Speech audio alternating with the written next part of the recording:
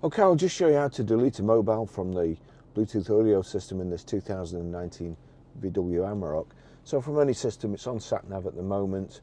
What we need to do, we can either go into telephone here, or we can go into menu and settings. I'll just show you. We'll click on phone.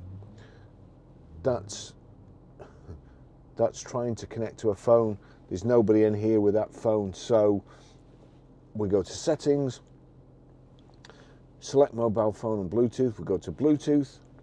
Then you've got, if you're having trouble pairing a mobile at all, just do exactly the same thing. Make sure there's a tick in that Bluetooth. Now we want to go down this visibility, name, paired devices and find devices. We want, and also if you're having trouble playing audio, streaming music, make sure there's a tick there in Bluetooth audio.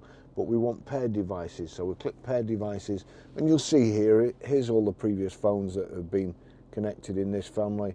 So we'll just go through them. There's a bin at the side. That's how you delete them individually, or you can delete all. So just the bin there, delete, that deletes one, or delete all. Do you really want to delete all paired devices? Delete. That's it, they've all gone. That's how to do that.